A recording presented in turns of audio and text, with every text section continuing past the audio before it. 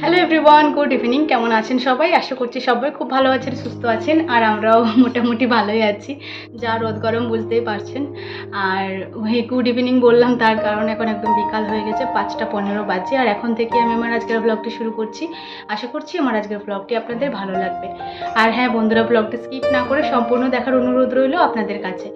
সকাল থেকে মোটামুটি অনেক কাজকর্মই হয়েছে, কিন্তু আর সেটা আপনাদের সাথে শেয়ার করতে পারিনি, কারণ প্রচণ্ড গরমে একদম মরো অবস্থা।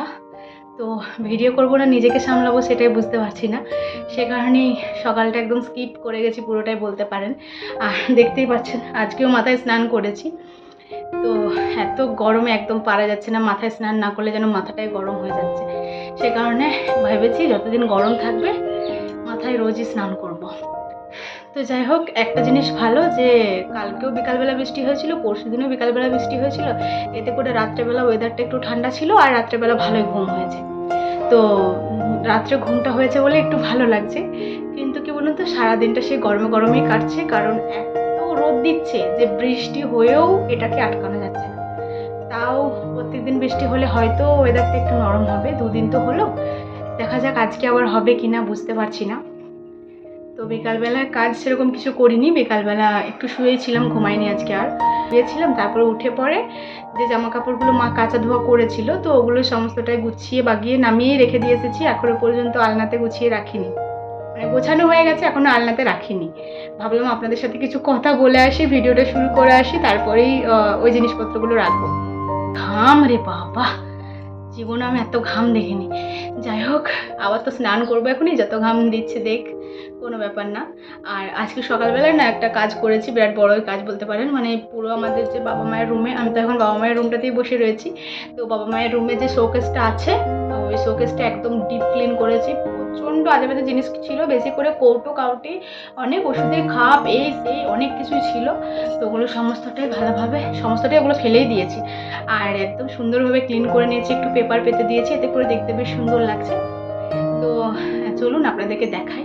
তো বন্ধুরা, এই যে ওপর থেকে দেখাচ্ছি, উপরে তো কয়েকটা কাগজপত্র ছিল, ওগুলো সমস্ত একটু ঝাড়াঝুড়ি করে রেখে দিয়েছি। আর এই যে একদম উপরের যে পার্টটা রয়েছে, এটাতে যে জিনিসপত্র ছিল সমস্তটাই প্লাস্টিকে কুড়িয়ে সুন্দরভাবে গুছিয়ে রেখে দিয়েছি। নিচেটা একদম ক্লিন করে নিয়েছি, অনেক ধুলো অনেক নোংরা ছিল। তো ওটা দেখলেন একদম এলোমেলো দেখাচ্ছিল, আর দেখতে এখানটা একদম বাজে লাগছিল। আর এই যে দেখুন, এখানটাও বেশ সুন্দরভাবে ধুয়ে মুছে একদম ক্লিন করে নিয়েছি আর গুছিয়ে দিয়েছি সুন্দর করে। আর এই যে ক্যালেন্ডারগুলো ছিল, তো এগুলো আগের বছরের ক্যালেন্ডার, উল্টো দিক করে পেতে দিয়েছি, এতে করে এখানটা দেখতে বেশ সুন্দর লাগছে। আর তার নিচেতে মায়ের যে জুয়েলারি, তারপরে ওষুধের বাস্ক, এই সমস্তটাই রাখা হয়েছে। সিঁদুরের কৌটো আর টিপের কৌটো, মা সমস্তটা একদম প্যাকেট নিয়ে চলে আসে। তো এই যে এখানে সমস্তটা রেখেছি ওগুলো। আর তার নিচের তাকে সেখানে সেরকম কিছু নেই, এমনি টুকটাক বাস্ক টাস্ক রয়েছে। তো এগুলো সমস্তটা একদম ঝাড়াঝুড়ি করে রেখেছি। আর একদম নিচেতে কয়েকটা কাপ বাটি রেখেছি, জানেনই তো আমাদের সমস্ত কাপ বাটি একদম বাইরেই থাকে, তো তাও যে কটা ভেতরে থাকে ওগুলো রেখে দিয়েছি।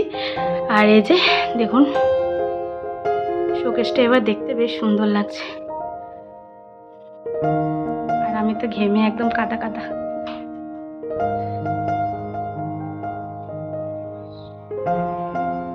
এই যে শোকেসটা সুন্দরভাবে ক্লিন করেছি, জানাবেন ঠিকঠাকভাবে ক্লিন করতে পেরেছি কিনা।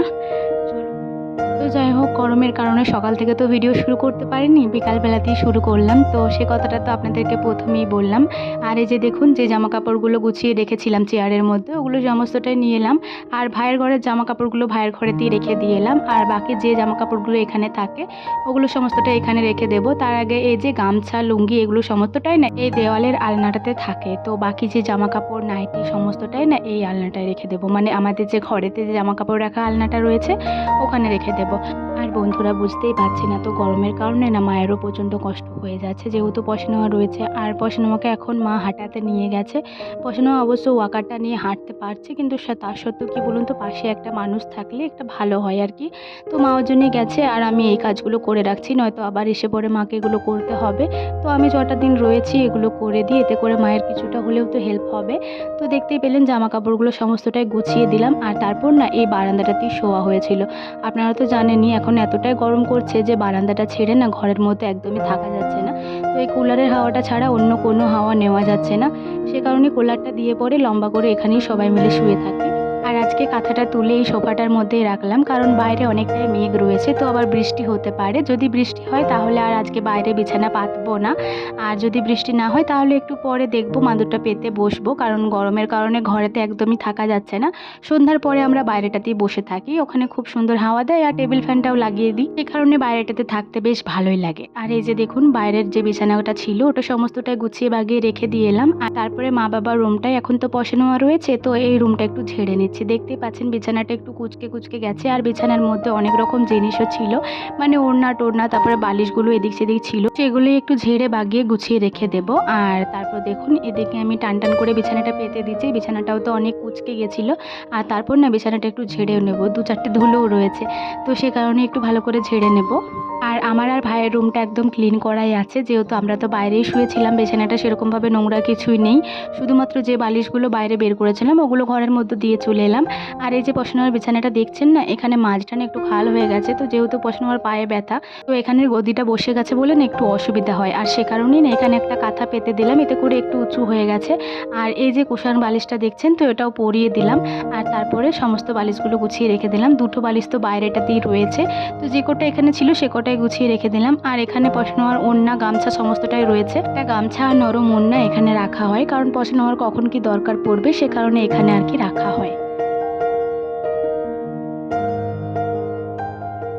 আমার আজকের ব্লগটি এতদূর পর্যন্ত যারা যারা দেখলেন তাদেরকে আমার অসংখ্য ধন্যবাদ আর অনেক অনেক ভালোবাসা। আপনি বা আপনারা যদি আমার এই ভিডিওটি এতদূর পর্যন্ত দেখে থাকেন তাহলে অবশ্যই একটি লাইক করে দেবেন এবং কমেন্ট করে জানাতে ভুলবেন না ভিডিওটি কেমন লাগলো। বিছানা ঝাড়ার পর ঘর দুয়ার ঝাড় দিয়ে দিয়েছিলাম, যদিও ঘর দুয়ার সেরকম নোংরা হয়নি, তার সত্ত্বেও একবার ঝাড় দিয়ে দিয়েছিলাম। আর তারপর না প্রচণ্ড ঘাম দিয়ে দিয়েছিল, সে কারণে আর কি স্নান করে নিয়েছি, নাইটিটাও চেঞ্জ করে নিয়েছি। আর আজকে সন্ধ্যাটা আমি দেখিয়ে দিয়েছিলাম, মা বলছে তুই যখন স্নান করলি নাইটি জামা সমস্তটাই চেঞ্জ করেছিস, তাহলে তুই আজকে সন্ধ্যাটা দেখিয়ে দিয়ে, আমার একটু কাজ রয়েছে। যেহেতু মা আজকে রাত্রে রান্নাটা একটু তাড়াতাড়ি করার চেষ্টা করছে, সে কারণে আর কি আমি দেখিয়ে দিলাম। আর তারপরে এই যে মা বলছে তাহলে তুই চাটা কর। আর বাপের বাড়িতে আসার পরে এটাই হচ্ছে আবার প্রথম চা করা, মানে এতদিন এসেছি একদিনও চা করিনি। আর চা করার আগে না পশে নেওয়ার জন্য 1 গ্লাস হরলিক্স গুলে নেব, তো এই যে জলটা গরম করে নিলাম, দুধ দিয়ে হরলিক্স করবো না, শুধু জল দিয়ে গুলবো। আপনার মধ্যে প্রথমেই আমি 2 চামচ হরলিক্স দিয়ে দিলাম, আর তারপরে এই যে গরম জলটা দিয়ে গুলে নিচ্ছি। হরলিক্সটা বানাতে বানাতে এদিকে আমি চাটাও বসিয়ে দিচ্ছি, কারণ আমি মা ভাই আমরা 3জনে আবার চা খাবো, বাবা তো বাড়িতে নেই। তো চায়ের জন্য 1 কাপ দুধ দিয়ে দিলাম। আর এই দুধটা না পশনাওয়ার বাড়ি থেকে আনা হয়েছে, মানে পশনাওয়ার মা দিয়ে পাঠিয়েছেন পশনাওয়ার জন্য, যেহেতু পশনাওয়ার রোজ রাত্রে একটু করে ছানা খায়, তো সেই জন্যই আমাদের এখানে তো আর দুধ নেই। আর দিদিমা দেখেছেন তো মাঝে সাঝে দিয়ে পাঠায়, সব দিন আর দিয়ে পাঠানোটা সম্ভব হয়ে ওঠে না, আর সব দিন মানুষজনকে বললে না ওরাই বিরক্ত হবে, আর মাঝে সাঝে বললে হয়তো সেরকম কিছু বলবে না, তো সে কারণেই মাঝে সাঝে দিয়ে পাঠায় যখন বার উপোস করা হয়। তাছাড়া সেরকমভাবে দুধ খাওয়া হয় না, এখানে আসার পরে পাউডার দুধই নিয়ে আসা হয়। আর এদিকে দেখুন আমি পশনাওয়ার হরলিক্সটাতে 2টো বিস্কুট ভেঙে দিয়ে দিলাম, তারপর ভাইকে বললাম যে তুই দিয়ে চলাই। আর তারপর জানেন তো এই মুহূর্তে কি হয়েছে, ভাইকে আমি বললাম যে ভাই একটু পাউডার দুধটা বের করে দে, আসলে এই কৌটোর মধ্যে যে পাউডার দুধ ছিল ওটা শেষ হয়ে গেছে, তো আজকেই আবার পাউডার দুধ আনা হয়েছে আর রুল ময়দাও আনা হয়েছে জানেন। তো ভাইকে আমি পাউডার দুধটা বের করতে দিতে বলেছি, ও আবার রুল ময়দাটা আমাকে বের করে দিয়েছে। আর আমি আর হাত দিয়ে মানে দেখিনি, আমি আসলে বুঝতে পারিনি। প্রথমে আমি ভাবলাম যে হয়তো আগে একবার এনেছিল জানেন তো, সেবারের পাউডার দুধটা খুব একটা ভালো ছিল না, তো ভাবলাম হয়তো ওটাই আবার নিয়ে চলে এসেছে, তো সে কারণে আর হাত দিলাম না, এই যে ভাবলাম একদম দিয়ে দিই। তো একটু মতো পাউডার দুধ দিচ্ছি, যেহেতু 1 কাপই দুধ দেওয়া আছে, চাটা আবার ভালো করে না হলে আমাদের কেউ খেতে চায় না। তো তারপর আবার কী যে মনটা গেল, মনে হলো একটু হাত দিয়ে দেখি কেমনই লাগছে পাউডার দুধটা।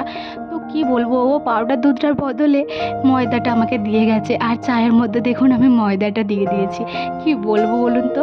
যাই হোক ময়দাটা তখনও গোলা যায়নি, ওই কোনো রকমভাবে একটু তুলে নিলাম। আর তারপর না আমি একটু খেয়েও দেখলাম যে ময়দা ময়দা আবার গন্ধ করছে নাকি, তো দেখলাম সেরকম কোনো গ্যাস গন্ধ করেনি, তাই আবার এই যে চাপিয়ে দিলাম, যতটা পারলাম ছেঁকে ছেঁকে তুলে নিলাম।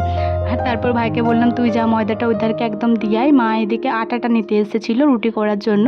আর এদিকে দেখুন আমি আবার পাউডার দুধটা বের করে দিলাম, বললাম তোকে একদম বিশ্বাস করা যাবে না, তুই মানে মানুষকে ঘোল খাইয়ে দিবি, একটা দিতে বলছি আর একটা তুই দিয়ে দিচ্ছিস। যাই হোক, চাটা সেরকমভাবে খারাপ হয়নি, খুব সুন্দরই খেতে লাগছিল। আমি তো ভেবেছিলাম হয়তো আবার আমাকে প্রথম থেকে চা করতে হবে, এতটা দুধ দিলাম, মানে 1 কাপ দুধ দিলাম, আবার কি ওই 1 কাপ দুধ দিলে পছানোর কতটাই বা ছানা হবে।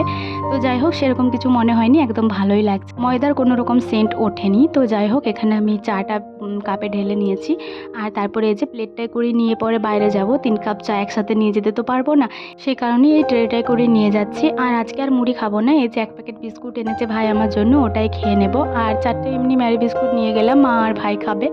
আর তারপর জানেন তো, চা খাওয়ার পরে রুটিগুলোও করে নিয়েছি, মায়ের তো আটা মাখা হয়ে গেছিলো, তো মাকে রুটিগুলো বেলে বেলে আমি দিচ্ছিলাম। এই যে লাস্ট বেলানটা মাকে দিয়ে গেলাম। আর মা এই গরমের মধ্যে দেখুন কত কষ্ট করে খাবার দাবার করছে। সত্যি কথা, এই গরমের মধ্যে রান্না করাটা সবচেয়ে বড় কাজ। সত্যি বলতে সব কাজই বড় কাজ, কিন্তু রান্না করাটা প্রচণ্ড কষ্টের, সত্যি তাই। তো এই যে মাকে রুটিগুলো দিয়ে দিলাম, মানে আটাগুলো। আর আজকে জানেন আটা মানে রুটি বেলতে বেলতে আমার হাত ছোলা যাচ্ছে, ভাবা যায়। তো যাই হোক, হাতটা ধুয়ে নিলাম। আর তারপরে আজকে না রাত্রেবেলায় মা বানিয়েছিল রুটি আর আলুর দম, সেটাই নিয়ে এলাম, এবার এটা খেয়ে নেব।